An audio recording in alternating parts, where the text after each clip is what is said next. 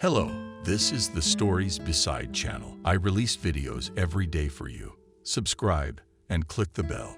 Stephen, or should I say Stephen, was always lonely, but he never blamed his loneliness on his pride and rigidity, which often turned into cruelty. No, it's certainly not my character, did he think, when his son once again said how cruel this father was. He had heard such reproaches from people around him many times, starting with his son and ending even with the cleaning lady he had fired. He'd heard it before. Son, you should have lived your life. That's when we talk. Mason, his son, and his joy. All that was left of his first wife, Nancy. They were a perfect couple, and from their childhood yard. Not to mention the institute, the job in the prestigious foreign ministry, where not without the help of his father.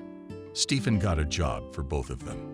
Even then, they were told that they could not find a better couple, and from the face of an uncle one could paint pictures or even icons. But a tragic accident cut short all the plans and hopes of the young. What's the matter with the intervention of the powers that be? The worst day of Stephen's life he always remembered. The road-wrecked wife's car and her body covered with a sheet. A trivial case, as the investigators said at the time, of a wet road. And there. But Stephen, who had already then reached considerable heights, the diplomat realized that it was not just that.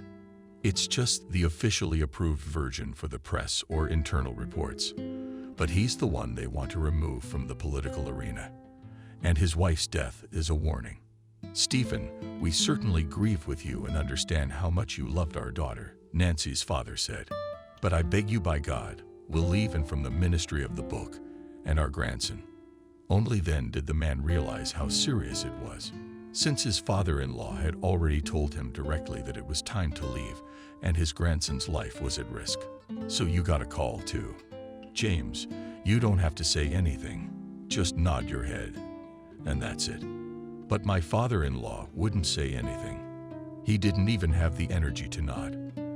After his daughter's death, he just turned and walked away, leading his weeping wife by the hand. Since then, Stephen filed a report for dismissal for family reasons, and taking his son, simply left such a happy and prosperous Germany. There's nothing for me to do here. Son, it's time to go home, he said to little Mason, sitting in the train that started for Moscow. And what's there? Oh, come on. Nancy's father promised to get him a job in the ministry, so he won't be out of work for sure. And with his knowledge of language, diplomacy, and persuasive skills, Stephen was not afraid of being left without money, but apparently the diplomatic Olympus was not his destiny. To be more precise, his father-in-law immediately hinted to him about it. Having once invited a high ministerial department to his office, Stephen went up in the elevator and understood that the conversation would not be simple and not on simple topics. Since his father-in-law had summoned him to his office, Stephen, you understand, the father-in-law began, looking at his son-in-law carefully. James, is that you? If there's no room, just say so. I understand. No, Stephen, it's a different matter. There is a place, but the essence of your work is connected with something else, so to speak, with criminal elements. What's that? The young man was surprised beyond measure. You almost forced me out of the offices of the German Foreign Ministry. You said it's dangerous for my grandson there. So here in the capital you told me about crime. Out of the fire and into the fire. I didn't know anything about it until the last minute. I only took over a couple months ago. The man stood up and went to the window, nervously began to smoke out the window and rub the tightly wrapped. He realized how ridiculous this all looked. But on the other hand, what could he do? Nothing. He was simply confronted with the fact that he either had a job and a well-fed, secure life, or he could settle disputes between criminals at the international level. Or I'll ask Monsieur to retire, so to speak. But after that, there's no guarantee we won't make the same offer to your son-in-law. And you have a grandson growing up.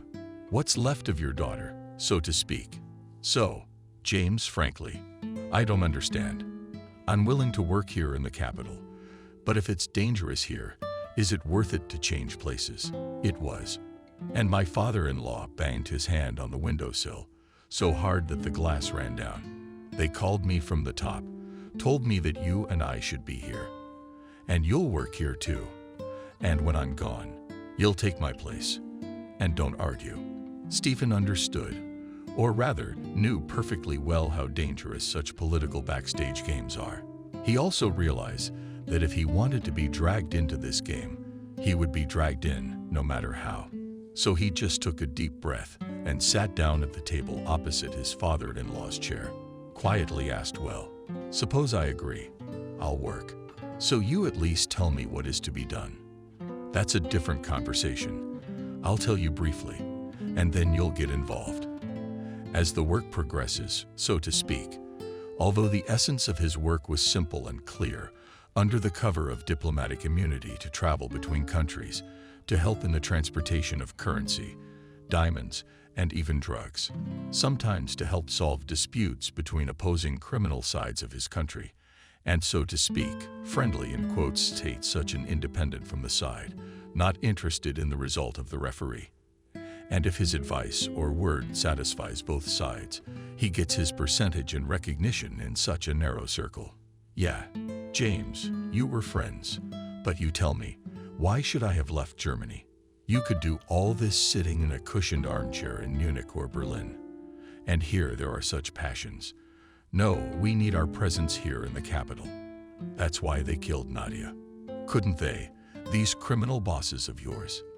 They could just tell Stephen, "Don't touch my soul. I'll do it myself." He asked why.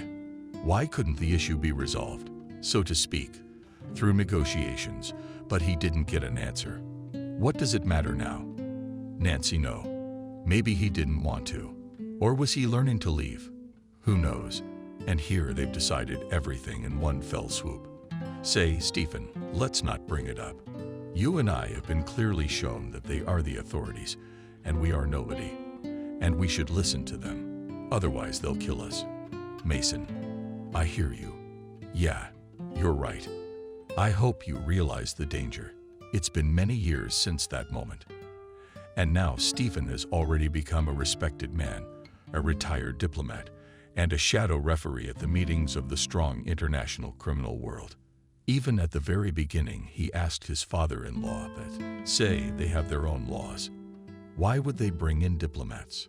Stephen, you understand, it's one thing for them to solve their issues according to their rules. But it's another if the solution of the dispute is backed up by the words of a diplomat. It's like God's blessing. And it's always at a meeting to solve other organizational issues of transportation. Okay, that I'm making friends with you now with these moments. Just take it on faith, and whether or not I agreed. What was there left to do? Wait for him to be pinned down. Whether by threats or persuasion is not so important. It does. He's got to get back on his feet, but he can't go into politics. Although Mason didn't really want to be. But as time went on, Stephen took his father-in-law's place at the embassy, dealing with criminal masterminds. Yeah, he almost became a criminal mastermind himself, and all thanks to his intelligence and ability to persuade and solve the most intricate issues. Stephen was invited to every serious convention. Yes, Stephen San, your intelligence and cunning can be envied even by the great Mongol himself. Thank you, Mr. Jacob. Jacob was a recognized authority, known in certain circles as Tarek, in charge of Mongolian criminal matters. If he recognized Stephen's authority, it was worth a lot. It's not praise, it's recognition of your talent. You know, some people call me cruel. But what do you say to that?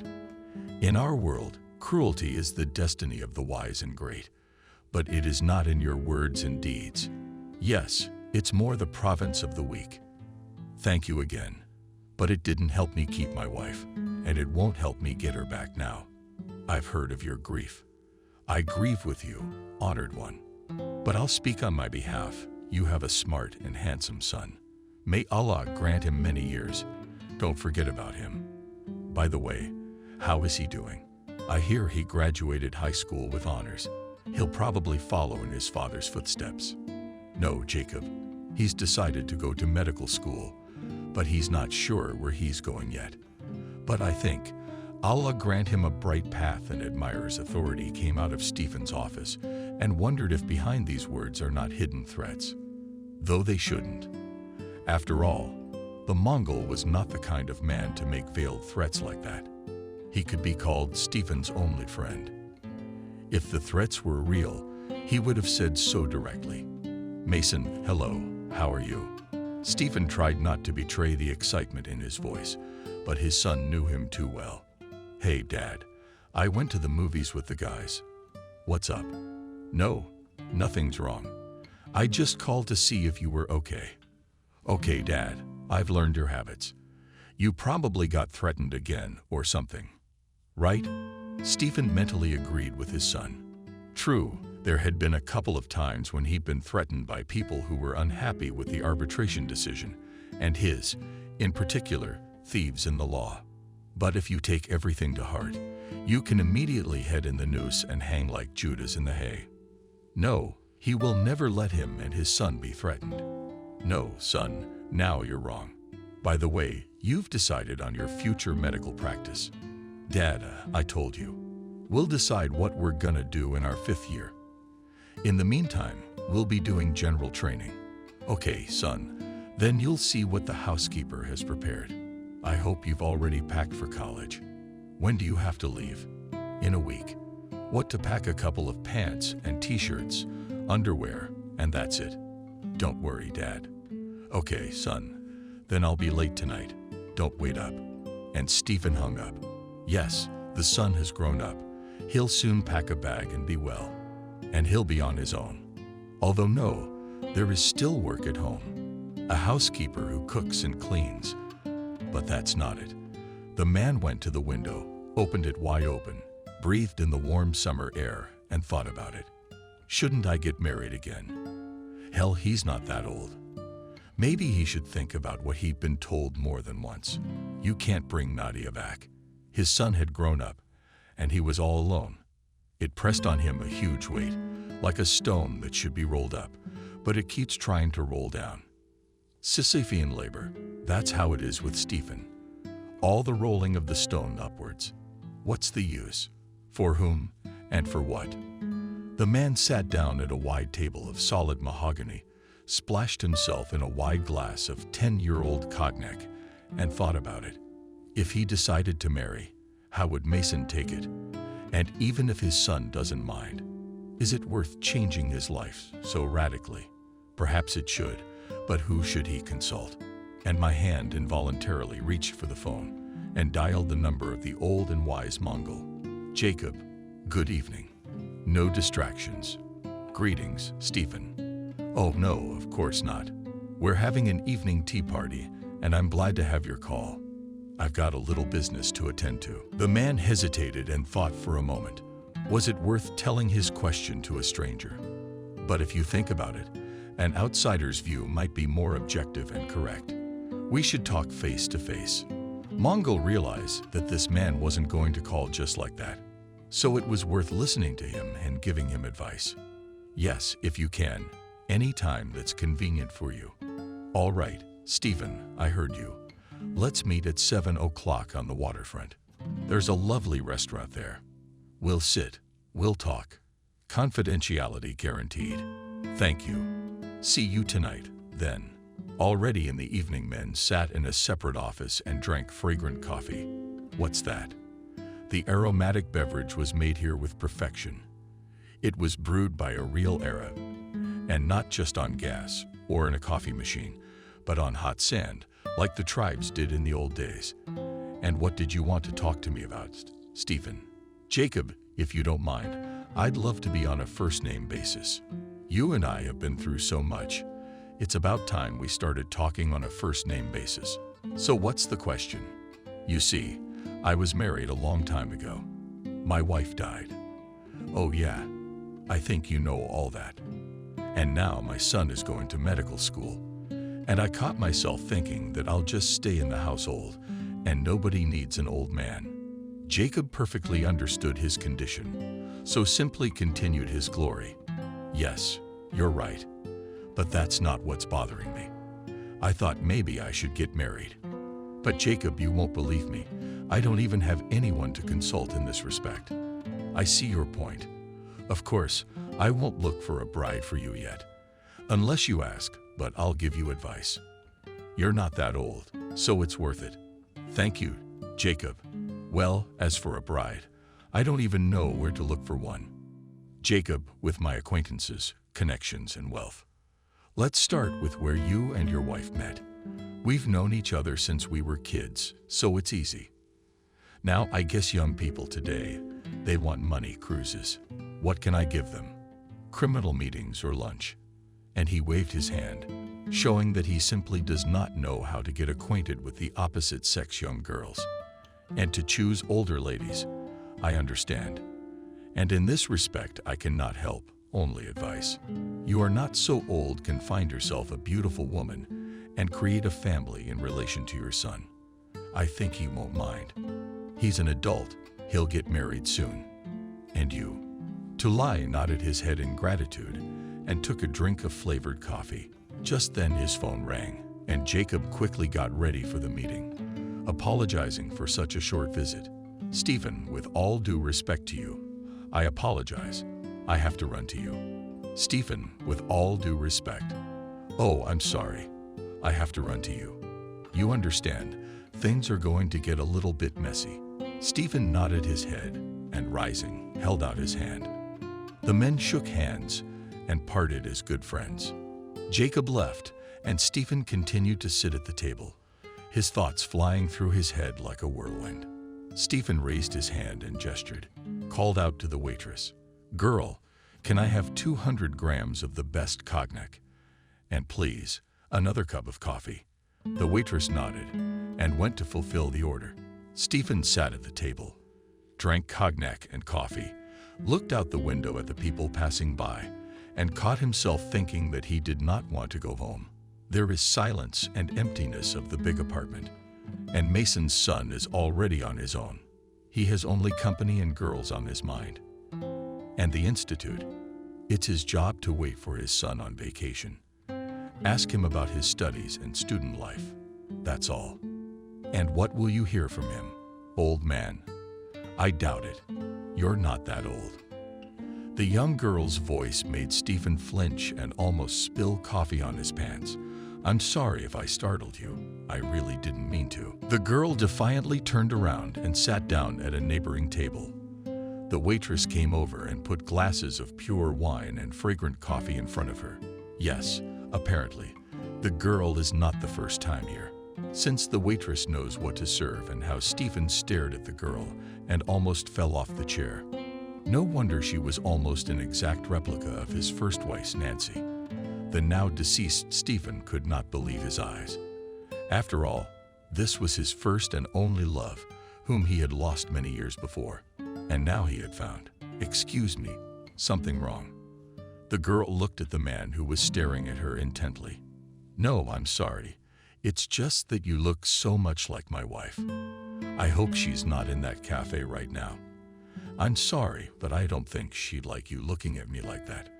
Oh no, she's not here, and she's certainly not gonna make a scene. But you're an exact replica of her. If I didn't know my Nancy, I'd think you were her daughter. Her name is Nancy. That's a beautiful name. But really, my name is Molly. That's a beautiful name too. Molly, can I invite you to have coffee with me? But we're having coffee. But we're at opposite tables. Although, if you'd like, you can sit at mine. I'd love to keep you company. Thank you for inviting me. She's a nice girl. Would you like to order something? My name is Stephen, by the way.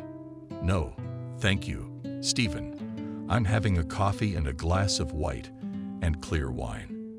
And so it began. Their amazing and fascinating communication, which gradually flowed into a closer and more trusting relationship. But that's what Stephen thought. Although at a deep level he realized that such a beauty needs his money rather than himself. And in fact, Molly Williams needed his money, his entire empire and influence. Molly came into Stephen's life, not by accident. The girl observed the life and activities of the diplomat Stephen Bracker. His son Mason and in the beginning thought about marrying him. "Molly, why do you want a son? Womanize his father and take all the money to work," painfully told Molly friend Camille. The very idea of seducing Stephen was hers. What is there to say, Molly is beautiful and not stupid with a figure. She loves money and not shy to share it with her only friend. All right, what about Mason? He's the primary heir. You realize if Stephen goes down, all the money goes to Sonny. I realize that. Then she'll just poison him first. What's the big deal? I'll help you. I'm a chemist by training for a reason. Or am I? Camille's plan was brilliantly simple and ingenious at the same time. Molly loved money and the good life, so it wasn't hard to convince her of her own idea. And if her friend kills either father or son, she will always have ironclad evidence against her. You won't pay your friends forever, but you won't want to. I'll tell the father or the son, and you'll go to jail. And I'll get recognition, honor, and respect. Molly understood that too. Although the desire to live a beautiful life, bathe in luxury, go to Bali and Paris prevailed. And what can I say?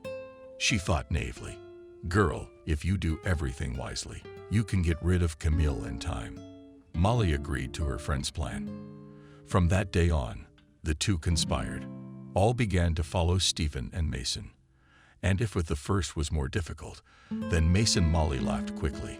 It came out corny and unexpected, as a friend would say. And I improvised on the spot.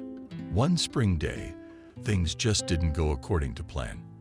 And Molly nose to nose ran into each other at the store. A conversation ensued with Mason. Young people liked each other and began to meet. From that moment, in the hands of the girl, streams of information about the influential father.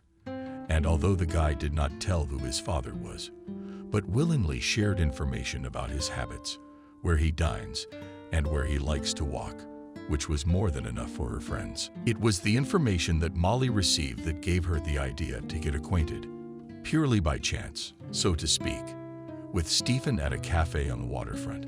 And the simple plan paid off. Stephen fell in love with Molly, who didn't expect her looks to play into her hands at all. When she heard she looked like her first wife, Molly was overjoyed. Then it was possible to act quite actively. After all, she had such a trump card in her hands. Mentally, Molly lost her hands, but inwardly she was frightened. The thought of having to poison at least one or even two people. Camille, I agree with you, of course, but I'm scared. Aren't you scared of dating a father and son at the same time? You realize that at the very least, one of them will leave you. At the most, you'll lose all rights to the plan. And then what? But if we get caught? Why would we get caught? I'm poisoning Mason. But after you marry yourself, and then it's on to him. How's that for a plan? Don't worry about my work. I'm an excellent chemist. I'll make sure no one finds out. Molly shook her lips and had nothing to say to her friend's argument. She knew that Camille was a first-class chemist. She had taken all the Olympics at school in chemistry with a gold medal. She was valued at work for being able to determine the composition of a compound almost by eye. And now that she was helping her, there was no reason to doubt that the work would be perfect. Okay, Camille, what's the plan? Dump Mason and put all your attention and your beauty into Stephen. If it comes down to marriage, after you're signed, I'll slip him some poison. And that's it. You are wife and heiress. And while you're enjoying your honeymoon, I'll think of a new way to poison your aged spouse. The plan seemed simple and easy enough at the same time, and that alarmed Molly, though it gave her a chance to execute it. She thought and slowly nodded her head. Well then, let's start on Sunday and get started. Stephen likes to have coffee at lunchtime at Terry's Cafe on the waterfront. That's where I'll finish it. Help wanted at home Inner exulted that the friend had fallen for, in fact, her ingenious plan to seize Stephen's money and real estate. But the girls did not know what plan Mother Fate was preparing for them. Although everything began successfully enough, Molly, as if unintentionally met Stephen, began a relationship. Mason himself quite easily and simply carried the parting of the next axis. I did not interfere with the girl in the realization of her plan. But after 6 months of meeting, spent together days and nights, Stephen decided to make Molly a proposal. The man fought long and hard about how to talk to Mason about it, but he couldn't figure it out. "Molly, how do I tell my son I'm getting married?" The question didn't take the girl by surprise. One beautiful winter morning, I invited him over for winter vacation and say, "What's the big deal?" Although he always seems to come himself, it'll be a surprise for him. Although the girl tried to make a casual appearance, but inwardly worried about how her appearance in her father's house would be perceived. Mason himself, they had known each other before, and now it turns out that she broke up with him for his father. Okay, the girl thought, we'll figure it out as we go along. And she wasn't wrong. Before New Year's Eve, Mason came on winter vacation to his father's house, where he met Molly. From surprise, the guy even stopped on the threshold of his father's house and dropped the bag from his hands.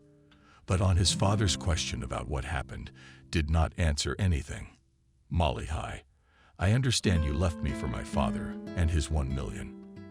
Asked the guy to the girl when he came out of his room into the kitchen late at night. "Well, how can I put it, Mason? Realize that you're his son. I found out not too long ago when I saw your picture on the mantle. But at the time we broke up, I chose him because he's mature, romantic, wealthy. I'm sorry, Mason, you're probably right. We're all trying to build our own happiness. Molly, but you do realize that my father is not young. And if anything were to happen to him, I have the entire estate.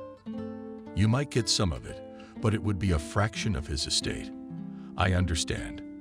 But that's not the most important thing in our relationship.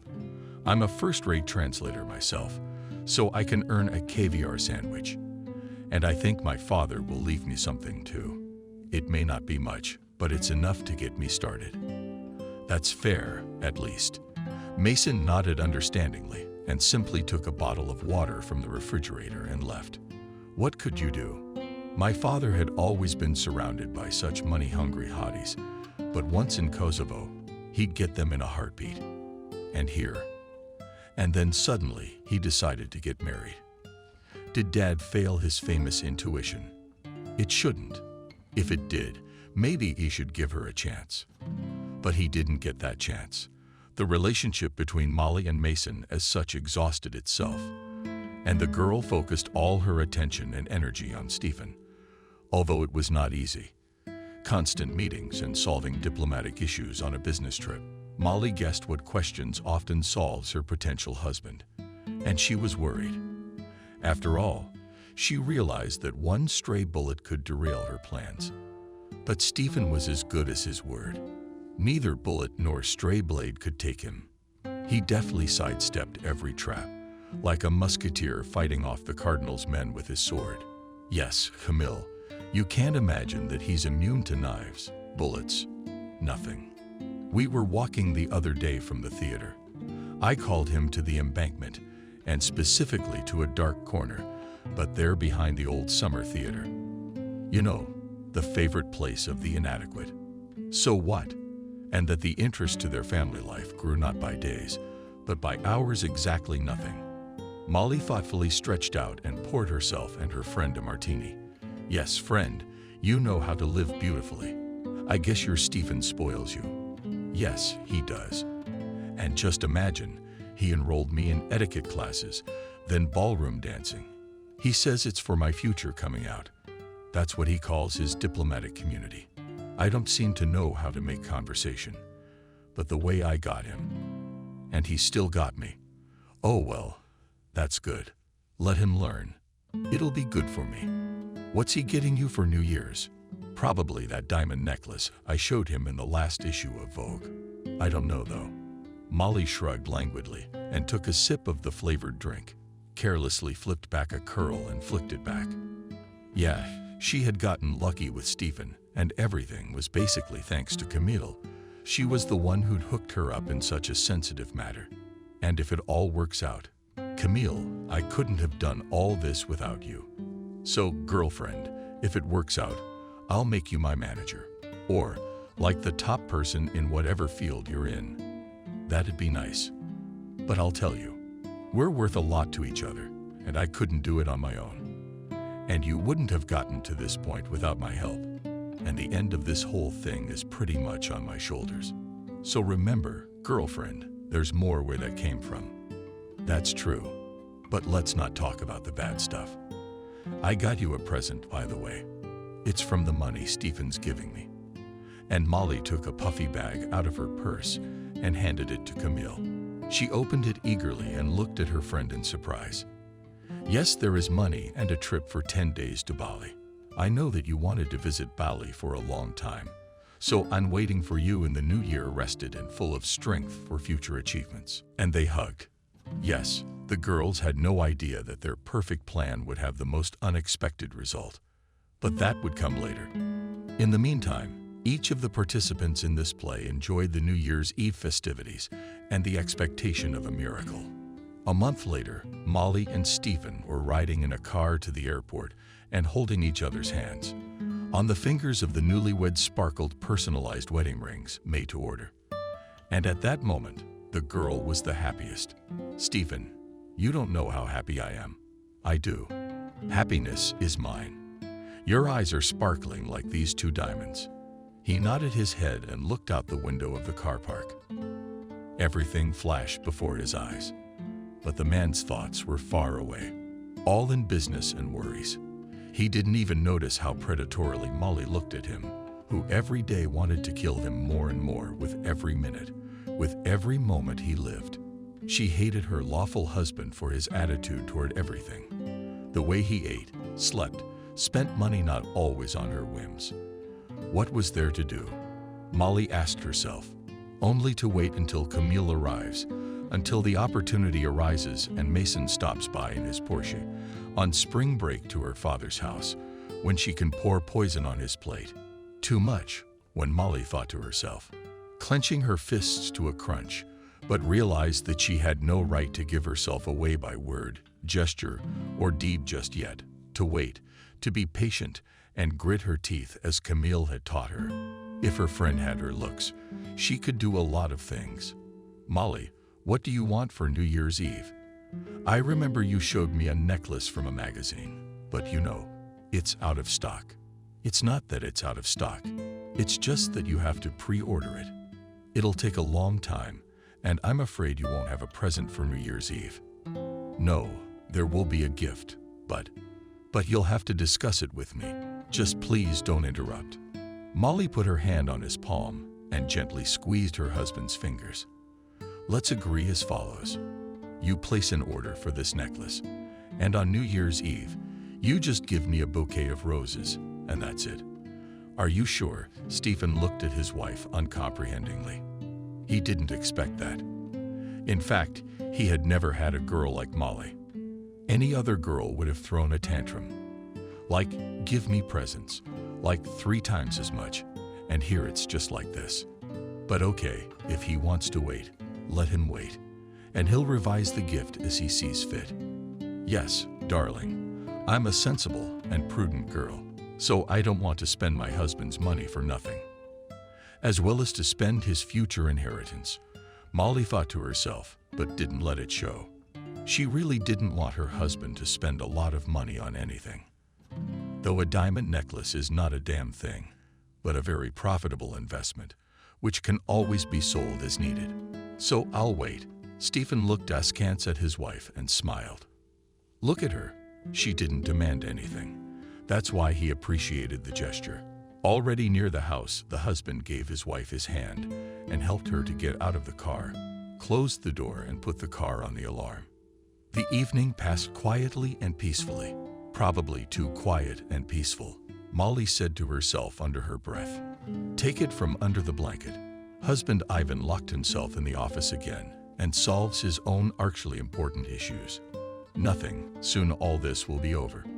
In the meantime, it is worth enjoying a quiet and peaceful life.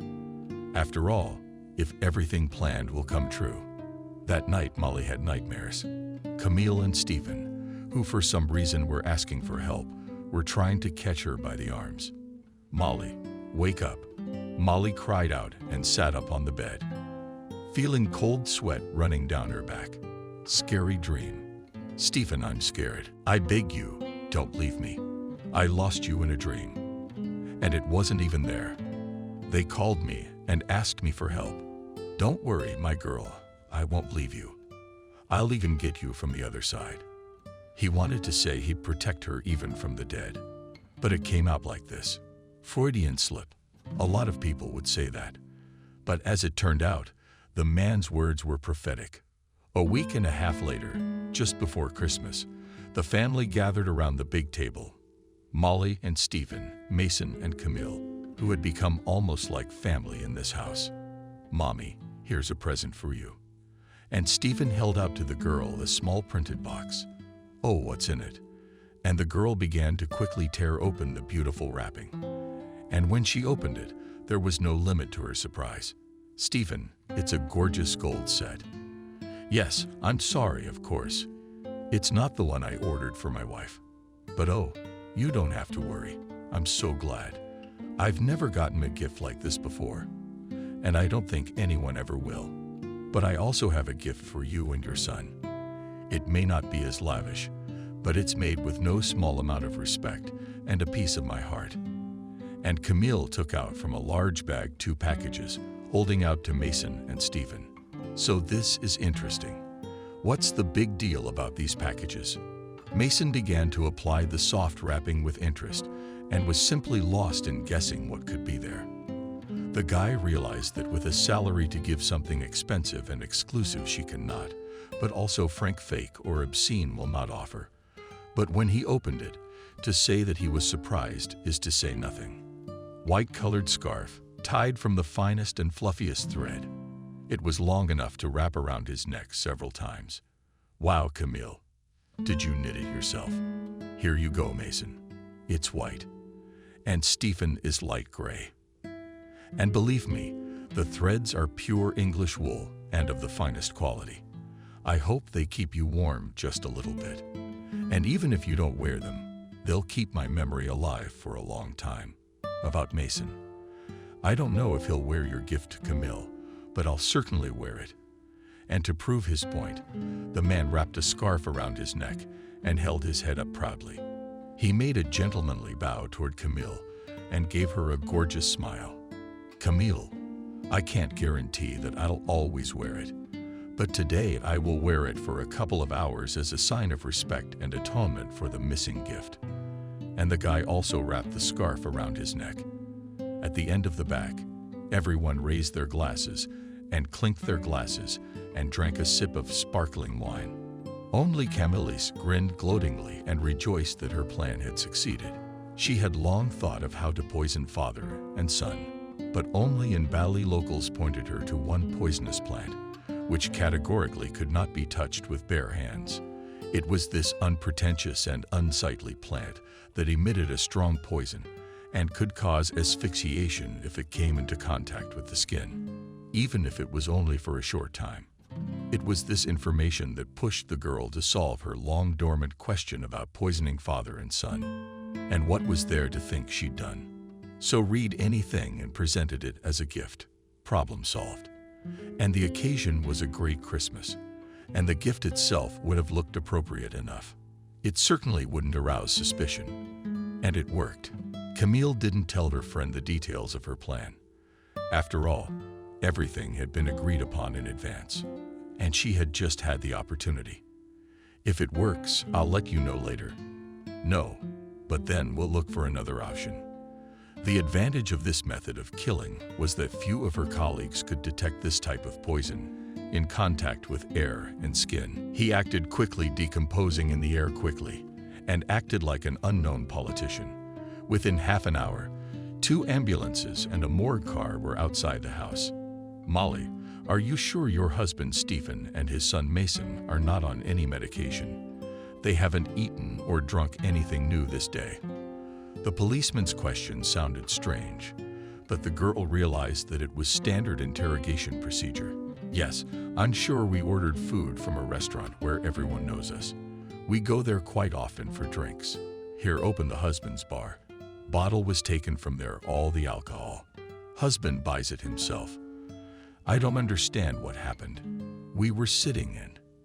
You please calm down and tell us what happened. Any detail is important to us. After all, you realize that your husband and his son are quite famous people, and the situation itself must be understood. Nothing supernatural happened. We ordered a dish at the restaurant in the morning, and by 7 o'clock it was hot. Then my friend Mason and Stephen got together. Then they both started choking. Although we all ate from the same table, drank champagne from the same bottle. Although no, Mason and Stephen raised their first glass with champagne. And then they poured their own cognac. There's a bottle over there, but it's an expensive drink. Molly sobbed to her heart's content. She didn't understand how it could happen that her husband and stepson started choking out of the blue. And then they just went into convulsions.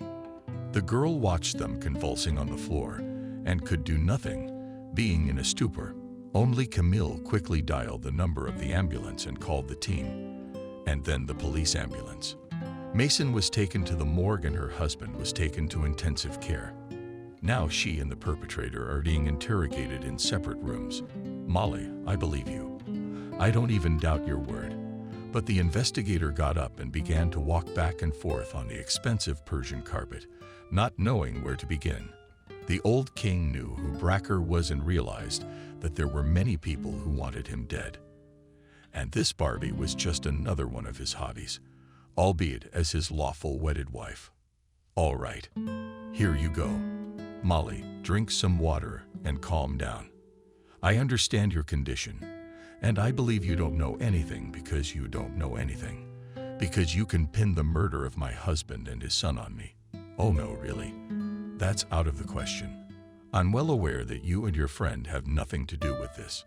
So here's my card. The investigator took out a business card and put it on the coffee table. If you remember anything, please call me at any time of the day, and I will also keep you in the loop. He gently stroked her shoulder and left the room. There was nothing for him to do. After all, it was already clear that Molly did not benefit from the death of her husband, nor did she benefit from the death of her son. And if there was a benefit, then get to the bottom of it. Igor, what's our investigator? Walked into the office and looked at his partner. Noah, nothing. Just questioned Camille, the wife's friend. Yes, I realize it's nothing. Camille, good evening. Actually, not so good evening. I'm Senior Investigator Kotov. I understand you can't say anything about the essence of the questions asked. And the investigator looked at the short interrogation report. Yes, you understand, Mr. Investigator. We ate and drank from the same table. Everything was fine. And then the men started choking. I don't know why, but I called an ambulance immediately. I thought they were both epileptic. No, it was poisoning. And I found out who poisoned them. It gave her an electric shock, but she tried to pull herself together. But Molly and I ate and drank what the men ate and drank. And if we wanted to poison them, there'd be 4 dead bodies, not 2. Camille, you better calm your friend down. I see you're a girl of stronger character. We'll be on our way. There's nothing more for us to do for now. Try to calm down and get some sleep. I'll call you tomorrow. Camille nodded her head and did not say anything further, afraid to give herself away by a word or a question, even by a simple movement, a hand or a facial expression. Half an hour later, the house that had previously been full of life and laughter was empty. Yes, mother. Here she remained practically the sole and full mistress in the house. Camille was inwardly jubilant that she could so easily and simply put her simple genius plan into action. So it's you, Camille. You, Molly, couldn't say a word. Her friend did it all on her own and behind her back without even telling her. What if it had been her husband or stepson? What did you think? It was our plan. And it all worked out just like we wanted it to. Nobody even noticed. And you played it so natural. And Camille hugged her friend and patted her on the back. But Molly, not knowing why, pushed her away and ran to her bedroom, flooding her with tears. But also a fool. Run, run. You'll thank me 100 times later. If not, I'll report everything to the investigator. I'll say I ordered her husband's murder." Camille carefully took the investigator's card and tried to memorize the number. She did not touch her friend. She realized that she was still hysterical and could not react adequately to her words. "Let you cry. She'll get drunk. We'll talk tomorrow. I should eat and drink myself. It's Christmas. When else can I sit at a table like this? Molly, don't be silly. Come out here and talk to me." But all Tomei got in response was silence, coffin-like and ringing at the same time. It made her uncomfortable, and it seems the girl threw a warm blanket over her shoulders, turned on the electric fireplace, poured herself brandy in a puffed glass, and sat down in the once legal chair of the already former master of the house. Believed that Stephen would not survive the poison scarf. Mason died instantly, and this one's still breathing. He's hanging on for dear life. I wonder how long he'll last. A long time. Molly's voice sounded so suddenly that Camille's hand trembled, and the expensive brandy spilled out onto the open fire and sparks flew into the room. "Molly, I see you've come to your senses already. That's good. Have a drink with me in honor of Christmas, Camille. Do you really think it's a good time for a drink? And you're not embarrassed by the fact that it's only been a couple hours since you—" "Yes, I poisoned your husband and stepson, that's all. Notice, my dear, on your tip. And so let's not argue. You wanted it, and you got it. What's wrong? It's not the way you wanted. But I'm sorry. Whatever you had the brains and the money for." Molly stood in front of her friend in the doorway and clenched her hands into fists, she herself not realizing why she was so angry. After all, there really was a pact between them. It was done. And that Stephen is still alive. But that's a matter of life or death. "Camille, I'm sorry. I guess it pisses me off that you didn't tell me this was gonna happen today. That's what's freaking me out." Molly was also not a naive fool and understood perfectly well that Camille had got some solid dirt against her, and in case of something, she would easily give it to the police. Or look and will press all her life with dirt. But we'll see about that. Sweetie, don't fall into your own trap. Well, we have to make peace for now, and then we'll see. There are more important issues. All right, come on, Poor. We have to turn everything in, you see. That investigator is going to fight tomorrow. What are we going to tell him? What we said today. Not a word more, not a word less. I hope my friend won't let us down, or remind you why we did all this together. I emphasize, together. All right, let's have another drink. I need to get drunk tonight." Molly poured himself a glass of whiskey and took 3 big gulps of scalding. The liquid flowed down her throat in a hot wave. No taste and flavor, as they show in the movies. Only the hot stream burns the temples, and all Camille looked at her friend attentively, and she became afraid not because she was drinking, but because in such a drunken frenzy she might say something unnecessary. "By the way, where did you go with those scarves?" Molly just now remembered the weapons, the murders. "Don't worry about it. They're hanging on the chairs over there." Molly just wanted to reach up and throw them in the fireplace. Somehow she immediately slapped her arm. "Are you out of your mind? Leaving evidence like that against us? Don't you dare touch that. Or do you want to follow Mason to the afterlife or the emergency room? I'd like a table next to you. There's still poison on them, but it'll wear off soon enough. There'll be nothing left of him like a magic pumpkin by midnight. Let him lie on the chairs over there for now." "You're sure?" I could hear a note of distrust and doubt in my friend's voice. "Are you? Or do you know better than me the chemistry and all the plant poisons?" "I don't think so." "Oh, baby. Just take my word for it." And Camille took a sip of the expensive drink with a businesslike look. She did know that poison was unstable in the air, and soon there would be no trace of it on her clothes. That was why she wore the prescription just before leaving her house and poured the residue into the toilet. But what confused her was that it didn't work on Stephen the way she wanted it to. Maybe the does and dots. "Mason, you went straight to the creator. But this one, look, he made it." They took him to the emergency room. God forbid he makes it. Molly saw that her friend was thinking about something for a reason. Yeah, you know, Molly, here's the thing. Don't tell me it didn't go according to plan. That's right.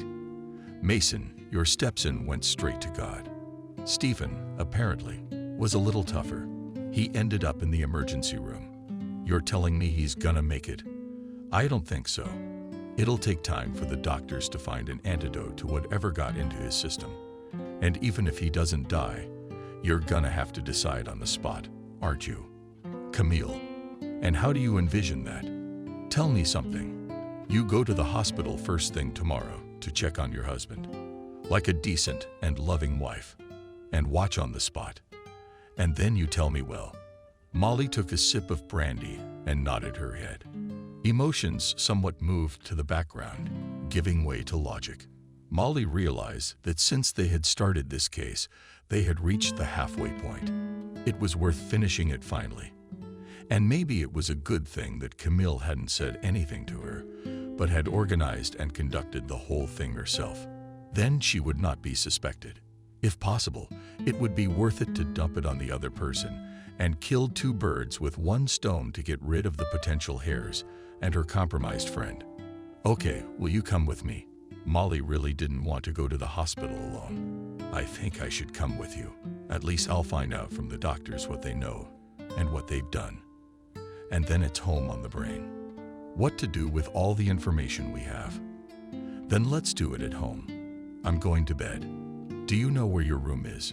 Camille nodded her head and didn't bother to answer her friend even the trivial thing, did she? Why would she want to be quiet right now? Just to enjoy the sight of the fire and the sounds. The snippets of howling logs in the fireplace. The taste of expensive cognac that she certainly couldn't afford. Lucky friend, Camille thought, listening to Molly's footsteps and mentally imagining herself in her place. But I'm sorry, Camille shadows Molly, and you certainly can't have all this wealth.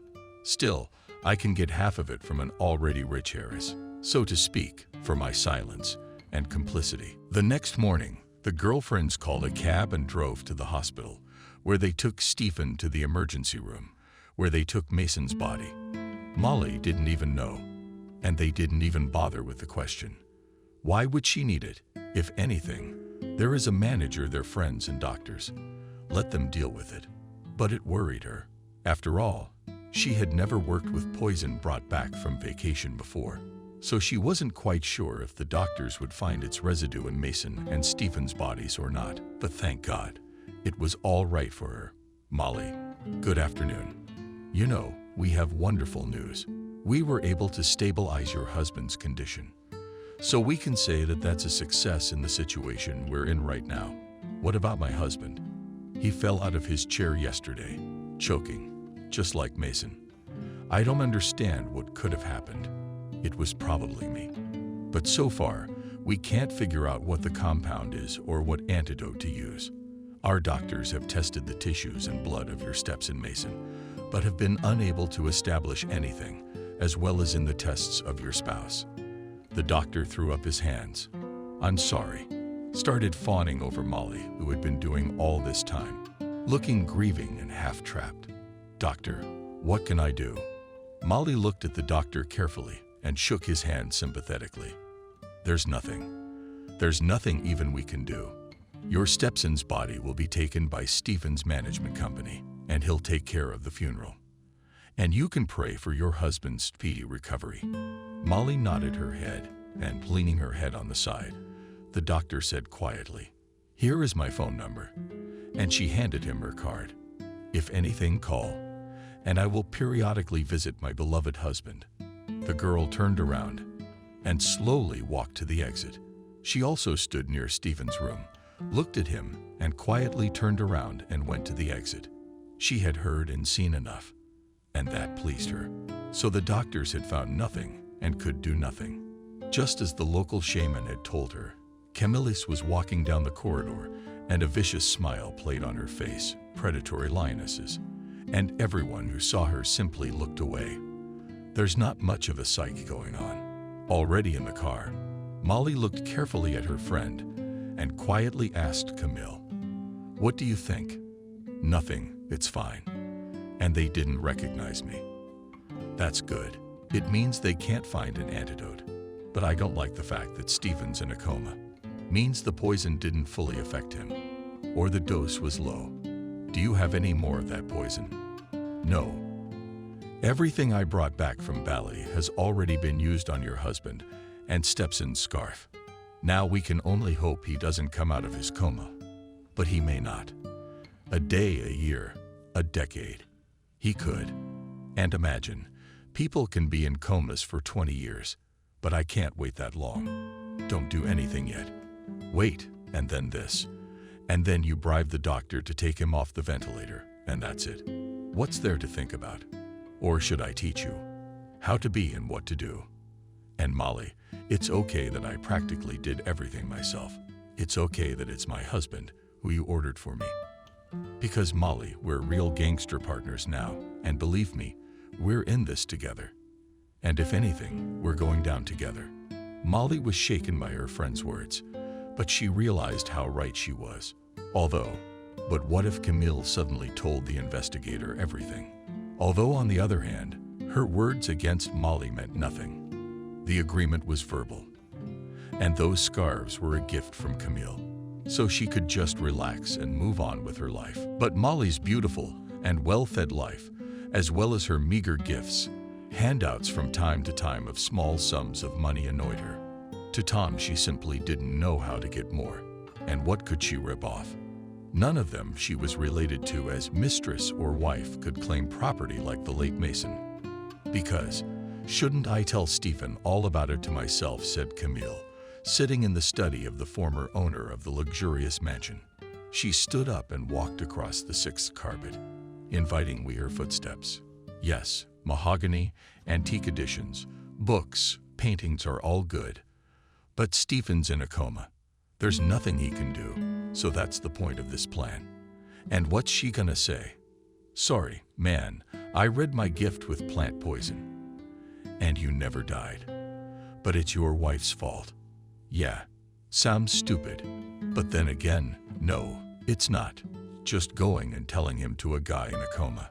Camille went to the window and looked out at the rose beds. Beautiful, of course. Maybe we should go to the hospital tomorrow, while Molly's asleep, and tell Stephen the truth.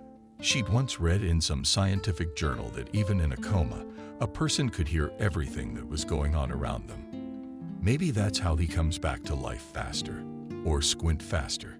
Still, he can't see who's telling him all this stuff. And there. But Camille had no idea how close to the truth she was. The poison really hadn't taken its full effect on Stephen. Because of all that was happening around all the words and actions of the doctors, the man heard and understood. He understood that at one moment Camille sat down on his bed and stroked his arm. Hello, Stephen. I hope you remember me.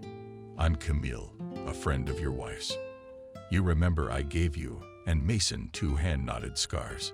So she got out of bed and went to the window. She turned around and looked out. She wanted to say everything, but how could she? You see, Stephen, it's all right for me to be so familiar with you. Your wife who Molly poisoned you. Do you remember those 2 knitted scarves I gave you? Well, they were impregnated with plant poison. So your son died, and you're lying here in a coma, unable to say, do, or move a finger. The man heard Camille's sorrowful confession, and he wanted not only to cry, but to scream with all his lungs, which were now replaced by the artificial respiration machine. He lay there and could do nothing. And Camille was right. Not to say, not to do, not to lift a finger. But the higher powers will help me. Stephen thought. I've gotten out of worse than this. Stephen, just listen to me. Molly wants your money and your property. That's why she killed your son. She wanted to kill you, but I guess the poison didn't work right. And now you're left to fend for yourself. If you're trying, I think you can figure it out for yourself. I don't know how, but it's your internal family dispute. The girl stood up and walked out. Camille walked down the hospital corridor and didn't know why she had come here in the first place. Why she told everything like this, only at the same time accusing his own wife of all wrongdoings. But the deed was done. And then, as it happened, the phone rang in her pocket. Molly popped up on the screen. "Yeah, Molly, hi. What's up? Where are you?" Her voice sounded worried and concerned. "I thought I'd go shopping this morning." "Why?" "Yeah, I woke up in my house." "No. When are you coming?" "Maybe I'll drive into town, have lunch at that little restaurant." Molly paused for a second and thought, why not? It's enough to end Stephen once and for all. Getting his wife to kill him. I'm all for it. Go ahead, drive. I'll be there in an hour. Molly hung up the phone and thought for a moment. She would have enough time not only to make a reservation at the restaurant, but also to come up with another ingenious plan to finish Stephen off. And she already knew how to do it all on her own. If Stephen could simply be disconnected from the ventilator and done by the doctor's hands, and let Molly pay for it. Yeah, girlfriend, now you're really screwed on both your money and your spouse, and your estate. Well, I'll be damned if you're gonna get it too. Smiling to herself, she proudly threw off her head and walked down the corridor. She wanted to sing at her own brilliance and at the fact that so much in this life was going according to her plan. And at this minute, Stephen lay crying inwardly. He had heard all that his wife's friend had said and could not believe what he had heard. Could Molly have done this to him? The one he loved and idolized so much. Did everything she wanted, bought her the best. Even his first wife, he never pampered like this. And this. Doctor, do you have to help me? Molly almost ran to the doctor who was examining her husband. Good afternoon, Mrs. Bracker. What's wrong? What can I do for you? I need to talk to you one-on-one. You realize I can do it in your office. All right, if you insist, come on in. The only thing is, Molly, I'd like you to wait for me for half an hour. I have to make my rounds. You know, we've got some heavy patients here. And then I'm all yours. And having escorted the visitor into the office, the doctor continued his usual daily rounds. About 40 minutes later, the doctor was sitting in his office. Across from him sat Molly, almost sobbing. Mrs. Bracker, please don't cry. I can't watch such a beautiful girl cry. Just call me Molly. You understand, doctor. It's been a week since I buried Mason and almost 9 days since the tragedy. But every night, my stepson comes to me and holds his hands out to me. Can you imagine that? The doctor knew the girl was under a lot of stress. But in that case, you'd have to involve a psychiatrist and a psychologist. His paraphysics are a little different. Molly, I understand you're worried about your husband, but there's nothing I can do. The human brain is a mystery. How long will he be in a coma? Even I can't say. The doctor threw up his hands, showing his helplessness. But at that moment, Molly opened her purse and took out a few wads of dollars and tied them with bank tape, unplugging it from the machine. Let him die is all that's required of you, and you'll get 5 times as much. Believe me, it's a lot of money, but you won't regret what you get afterward. And the doctor believed because he understood how great the reward was. Even what's on the table, it would be enough for him to live a year without poverty and a life with his family. What else is there to get? Molly, are you sure you know what you're saying? This is your husband, isn't it? I know he is. And I also know that it's in your power and my will to make sure that he passes away, so to speak, reunited with Mason on the other side of the world. Molly, but you're not dealing with an ordinary man. This is Bracker. They say the devil himself protects and guides him. I don't believe in God or the devil, so I just have to take legal rights as a widowed heiress, that's all. But the doctor's thoughts were interrupted by a knock at the door. And immediately, without waiting for an answer, a nurse entered the room. She had no face on her. And apparently, she could justify her behavior. Igor Vasilievich, our patient is awake. Bracker has regained consciousness. It's a real miracle. Igor Vasilievich barely had time to cover the money with a magazine and immediately cast a glance at Molly. There was no face on Bracker's wife. and it wasn't that surprising. After all, it's one thing to order her husband's murder, and another thing when he came to his senses. Molly thought the same thing. For from that moment on, her plans were ruined. But what followed was something no one expected. Quickly into the room. "Molly, are you with me?" "Yes, of course I am." "I mean, it really is such a miracle. My husband practically came back from the dead. The doctor and the nurse were walking fast enough, and Molly was practically on her feet. And how could she not be worried? You never know what's going to happen next. But then it did. "Doctor, good afternoon." Stephen looked at the doctor and the nurse, and his gaze fell real in the corridor, and watched from behind the glass at him. "Molly, probably call the police, and have my wife come in here. I have a statement to make." "Stephen, are you sure you need the police right now?" "Yes, in principle. You as a doctor and here is a nurse as a witness. You can record my words, or rather, statement, pleas in my death, or rather, a failed attempt to kill me and the murder of my son. Blame my wife Molly and her friend Tom. I don't remember her last name." "Do you know Molly's last name?" The nurse gave the doctor a quick glance, and when he nodded, she left the room. She gestured down the hall to Molly's room, and without waiting, she rushed to the post to answer the phone. Nurse Victoria had not expected such a turn of events in this tangled story. Although, on the one hand, the wife's attempt to become a widow is a classic of the genre, while she called the police in the ward in full swing, there was a conversation, or rather, how to say, a silent battle between Stephen and Molly, witnessed by the doctor. "Molly, is there anything you want to tell me?" The look in her husband's fallen gray eyes trilling into her eye sockets. "No, but only that I'm glad you're awake like this, and it's a credit to Father. Stephen, I went to the temple, but the one near us, and I ordered a service for my repose." Stephen said it so loudly that Molly and the doctor jumped on the spot. "Stephen, don't talk nonsense. Please, I didn't ask for any repose, just for your health. And don't look at me like that." "Molly, how should I look at you? I've been told by a higher power that my murder is yours." "That's not the point, and don't even think about arguing." "Stephen, how do you figure that?" "Well, I hope you haven't gotten rid of those 2 scarves Tom gave you for Christmas." And then Molly had the thought that Camille had told him everything. But how could she? That bitch. She knew she'd take it. Yes, she'd tell her husband. But even if she did, how could he hear? After all, according to the doctors, he was in a coma the whole time. These thoughts rushed rapidly through the girl's mind, but Molly was not as experienced as her husband, and all this was reflected on her face. "So I'm right." Stephen's voice was no longer so loud, but even in the silence of the room, it sounded like a judgment. "Don't even think about running away. The police have already been called." "So what?" And then 3 investigators in civilian clothes and 2 uniformed policemen entered the room. Among them was Noah, also familiar to Molly, an investigator who looked at the woman carefully and without saying a word.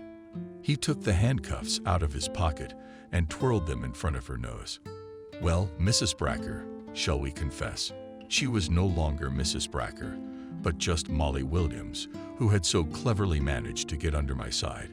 But I had underestimated her stupidity, greed, as well as Tony's cunning. Good thing it all came out in such an unexpected way.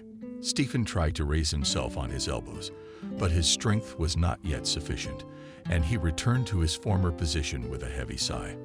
The doctor wanted to help, but the man raised his hand and stopped him. "Not worth it, doctor, Mr. Investigator. I take it." And he looked at the men in civilian clothes. "Yes, that's right. I'm in charge of your case, no. Remember the old Soviet movie? Yeah, same rank. Captain Stephen, I'm glad you've come back to life. But you're weak. Maybe we shouldn't say anything yet. Testify. Any court might question it later. They certainly won't. You take my word for it. You will first detain my ex-wife and escort her to a separate room. And I'll tell you everything in detail." The investigator looked at his colleagues, who stood in bewilderment and looked warily at each other. And what to say? After all, Everyone realized that he was dealing with the omnipotent Gakcham, who was not only in the government offices, but also had connections in the world of reputable thieves and criminal lawmen. But the investigator realized that without Stephen's testimony, he was out of a job. This is a highly sensitive case. He nodded, and two surgeons instantly took Molly under their arms and led her out into the corridor. The doctor followed them, showing them where they could take Bracker's ex-wife. "So, colleagues, send someone to the house of this Tony's friend. I understand she's involved in this case too." "Yeah, you're right. I think you have her address. I mean, you were definitely at our house and took a statement." The investigator nodded his head and looked at his colleague. Professionals understood each other without words, and while the detention was being prepared, Tony Stephen lay on the bed with closed eyes and gathered his thoughts. The very decision to hand his wife over to the police had not been easy for him, but he realized that he could not go on like this.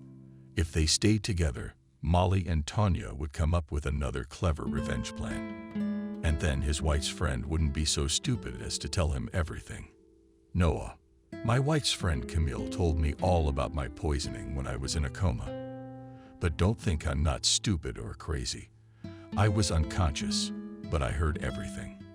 And there's a security camera in every ITU room. You can see when Camille came to see me. Plus, you can hear everything she told me from her. Just by having a lip reader, if she's on camera, it's easy for him to read everything she told me. She thought I couldn't hear anything. That's why I was so candid. There are cameras."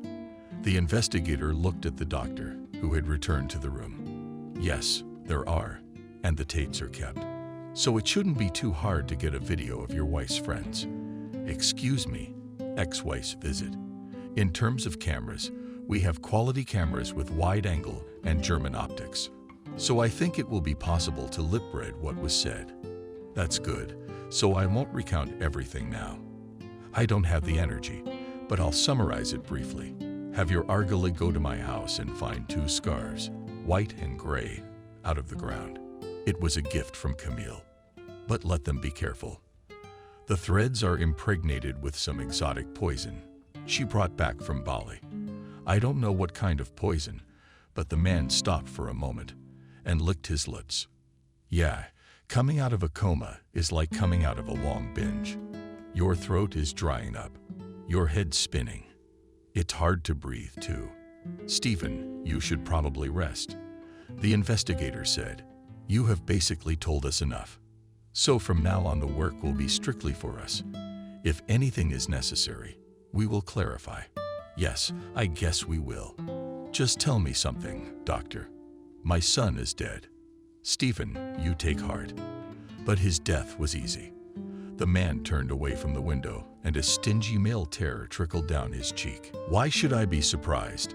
After all, he lost not only his wife and his time, but also his son, everything that kept him in this world." His heart was pounding frantically, and everything swam before his eyes. But Stephen realized that he had only revenge and nothing else. After all, why had the higher powers pulled him from the other world and brought him back here? Stephen turned his head and looked at the doctor who was standing in his room taking readings. "Doctor, what would you do? Are you looking for encouragement, or do you want to know if your decision was right?" "I just want your opinion." "I don't know. My wife and I have 2 kids, and even if she did, I wouldn't press charges for the kids. And that bitch killed my son, you understand?" "I understand, Stephen. And if I judge from your position, then may I not answer your question?" Tolia nodded his head. After all, the doctor's lack of answer spoke for itself.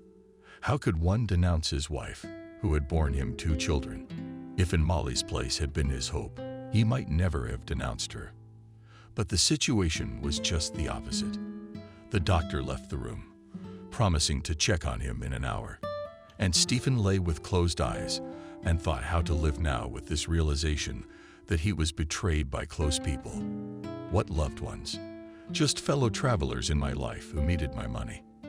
It's a good thing that neither Nadia nor her parents lived to see this moment. And then from the street, Stephen heard the church bells chiming, playing a melodious melody, calling the faithful to the evening service, and whether not to go to a monastery or smiled at the thought. Yes, he would go to a monastery, though he had many sins, and tomorrow, maybe even more. But it was at these moments that Molly and Tom were already being interrogated. For everyone on the investigative team understood a very complicated crime. It is a crime involving a diplomat and actually a criminal authority. Therefore, they could not just let it go. And they didn't have to let it go. Both women pleaded guilty immediately. Molly was the first to do it, then Camille, who actually got nailed. Video from Camille's ICU. You do realize, as a chemist, that the human brain is an unexplored organ. Even if you thought Stephen couldn't hear you, you could read the lips of everyone sitting behind that security camera screen. And I don't have to read to you now what you said out loud in Bracker's room.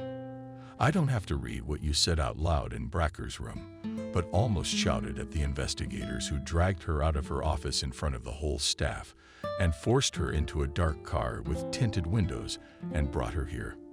If you know everything, why do you need my testimony?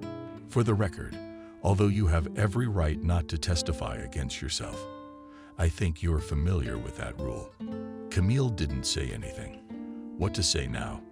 She could only tell herself how stupid she had been to go to Molly's husband's room and shit all over herself. The investigator, who read the thoughts on the woman's face, understood that. Although on the one hand, the investigator understood perfectly well that often people are characterized by such rash actions that come out sideways, where it is necessary to sign.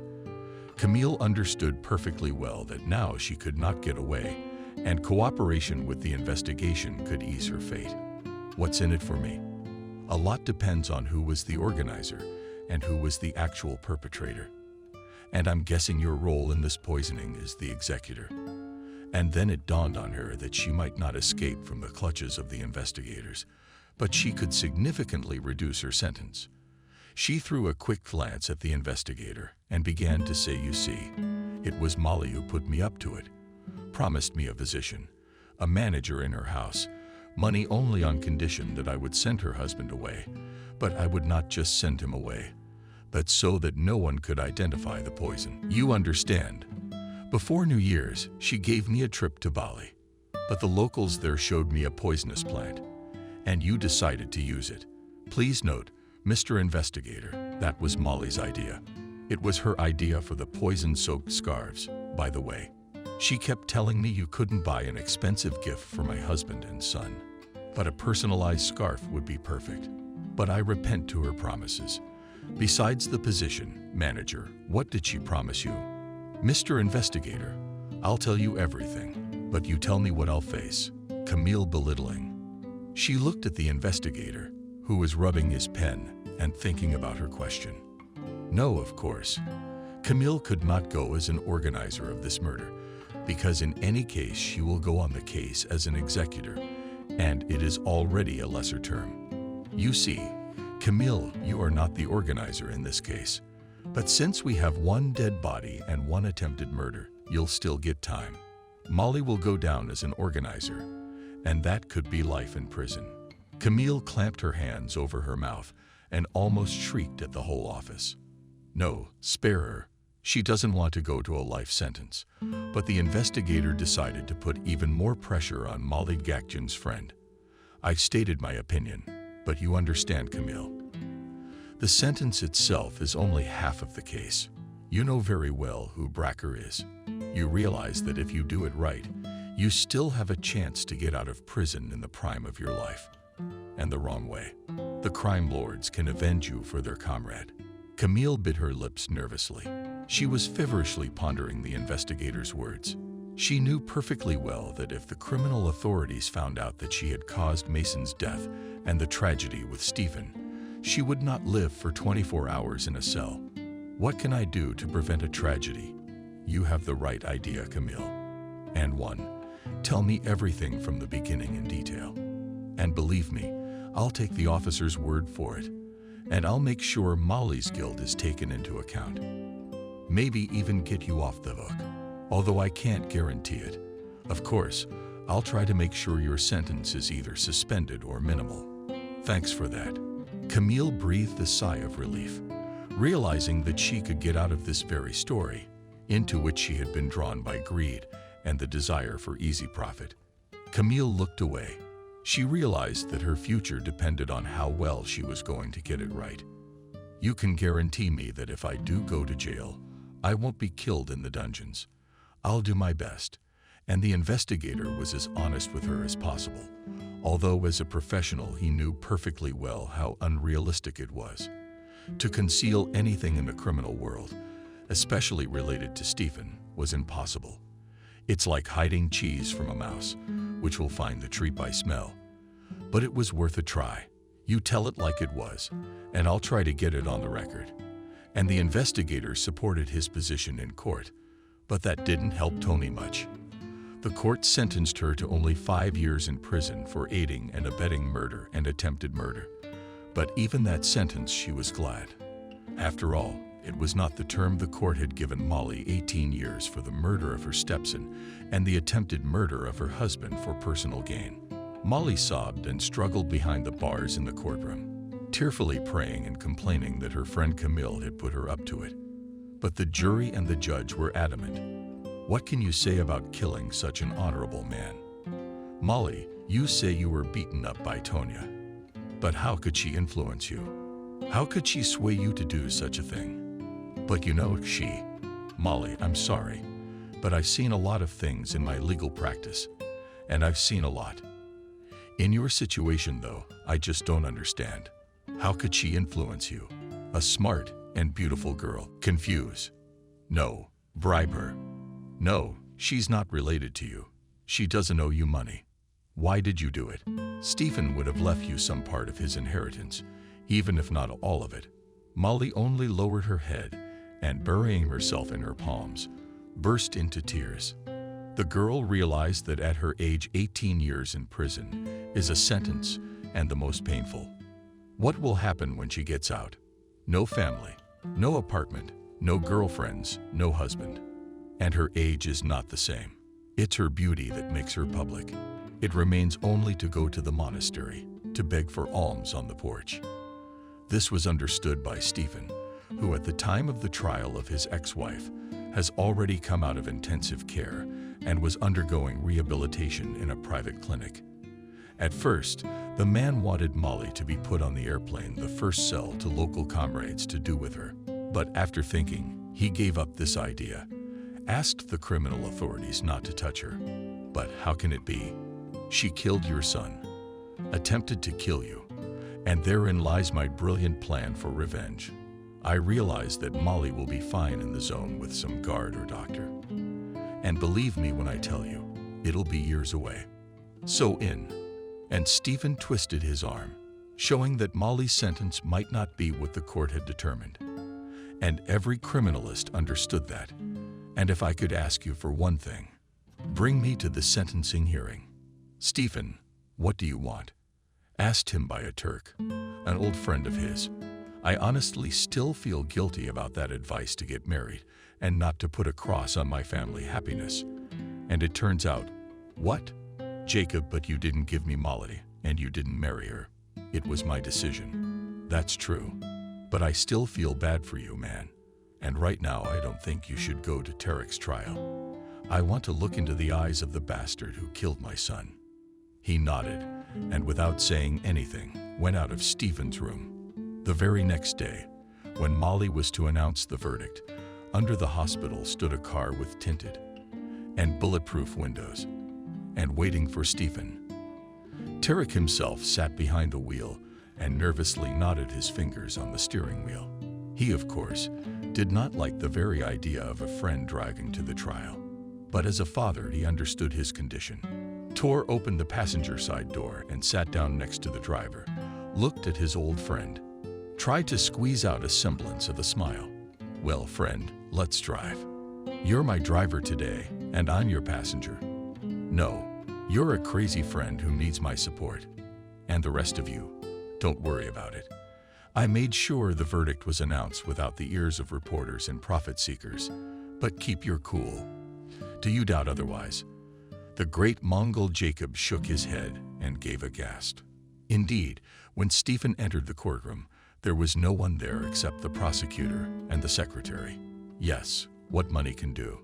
All it takes is a coin call, and everything falls into place. A loyal court and no reporters.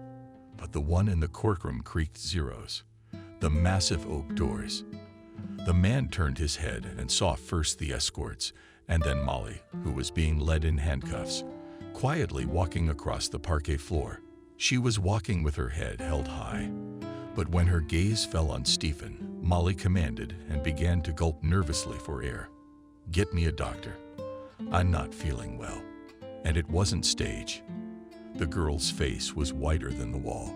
She didn't expect to see her ex-husband in the courtroom. Her lips were ringing and her legs were shaking. The escort was not weak, both physically and morally. He quickly took her under his arms and escorted her to the bench. "Sit here. I'll call a doctor." He radioed for a doctor to come to room 13. Stephen stood still. He looked carefully at the once beloved woman who only wanted his money. The man slowly approached the bars and, standing a couple steps away, spoke. "Here, Molly, we meet. How are you doing behind bars? And you thought the other side was good? No, I'm alive.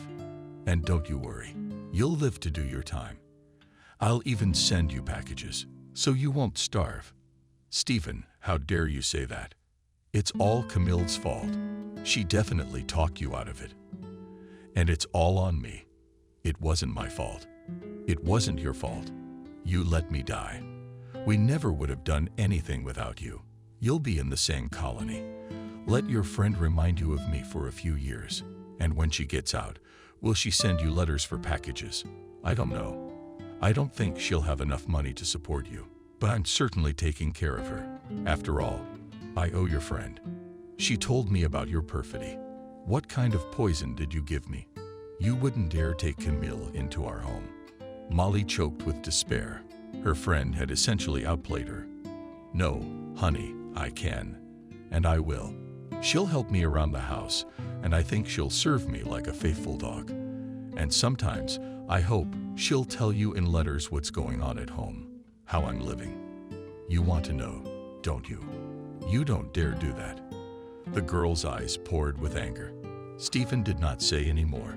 Smiling, he walked away and sat down on a seat in the front row. He had said what he wanted to say. And in time. For at that minute a doctor and 3 judges entered the courtroom, whispering nervously about something. But when they saw Stephen in the courtroom, they stopped their debate abruptly. "Where is the patient?" The doctor looked at the girl and realized that the one most likely increased pressure will have to give an injection. "You please, you see she's being escorted in. I'm not going behind bars. I need to take her blood pressure and give her an injection." The escort looked at the chief judge, and when he nodded in agreement, he led Molly out of the bars. "Well, the girl's blood pressure is high. I'll give you that." The doctor took out syringes, a needle, alcohol, and an ampoule of the drug from his backpack. He started to prepare the injection. "Come on, girl, please put your ass in front of me. Let's give you an injection." When all the medical procedures were completed, the judge called the doctor and quietly asked, "We can continue the session?" "You know, I wouldn't do that if I were you. If time and circumstances permit, reschedule it. The patient has really high blood pressure. She doesn't need any unnecessary stress right now, unless you want to bring her to an early demise. The judge has decided to adjourn for 3 days. I'm mentally berating myself for authorizing Stephen Bracker's visit. But what's done is done. I mean, in that situation, it was unrealistic to refuse such a man. After all, his wife was on trial, albeit a suspended ex-wife. But on paper, she's still his legal wife. The judges postponed the trial. The verdict was never announced.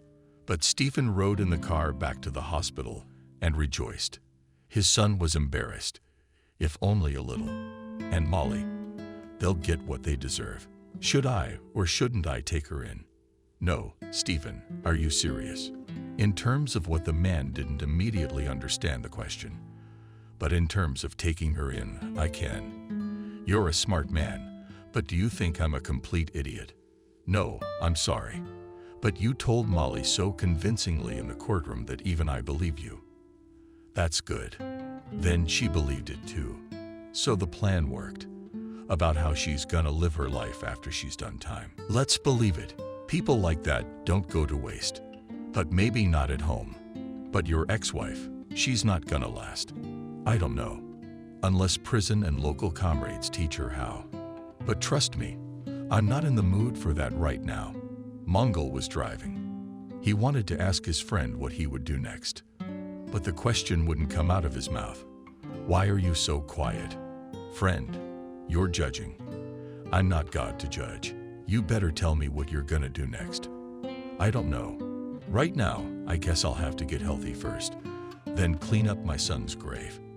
And then maybe I'll travel. My late Nancy loved to travel, but I guess it wasn't her destiny. To see Paris. What else did she want to see? I thought you were in Paris. You told me so yourself. Believe me, it wasn't the same. Now I think I'm gonna buy a backpack and a tent and a professional camera and travel. At least let there be pictures of me. If I couldn't keep my only son safe. And tears ran down Stephen's cheeks. He didn't understand how this could happen. After all, always consider himself strong and restrained such that will definitely not show his emotions. And now here it is. You cry, my friend, cry. It's okay. You don't have to be embarrassed. And he took a sharp turn toward the waterfront. They shouldn't be going anywhere right now. They just wanted to stand and admire the water and nature. Having stopped on the embankment, Mongol got out of the car and looked around. It was a beautiful place. A gazebo, swans, a cafe nearby. Stephen, come on, go outside. Let's go help their feet in the river to feed the swans. And grab a bite to eat. What's at the local diner? It's been a long time since I've just sat around eating cheburiks and drinking from a big mug of beer. You're a persuasive man. Stephen wiped his tears and got out of the car. He took out a bottle of water and handed it to his friend. I need to wash my face on my hand. I don't want to go into an establishment like this with red eyes. Let them recede a little, and then already on the beer, and streaks in the face with cool water. Stephen and Mongol stood on the shore and watched the swans swimming gracefully, how they sit and chortle. Between themselves on the shore, fishermen with fishing rods, how children run around in the sand. Life goes on, despite the grief of every person in this world, big and small. So let's go for a beer, friend, and let the world wait. Turning around, they walked into a local establishment and were pleasantly surprised. Everywhere is clean and well thought out. The interior is good wooden furniture. Appetizing smells were coming from the kitchen. A smiling Uzbek in a white apron deftly swept the crumbs off the counter and nodded his head in greeting. Good afternoon, dear ones. What do you want? Today you can order delicious cheburiks. Wow! And how do you deal with beer? Better in the city. Here is a choice, and the Uzbek showed his hand to the gingerbread sticking out of beer barrels behind his back. Then 3 cheburiks to your taste and a beer each. Also to your taste, sir. And my friend and I will each take a hand and take a seat at that window over there. And the Mongol pointed to the outermost table. The order was fulfilled quickly, and the dish was excellent. Despite the small appearance of the place, the men chatted over a glass of beer like good old friends. And everyone understood that even in a difficult situation, life does not end.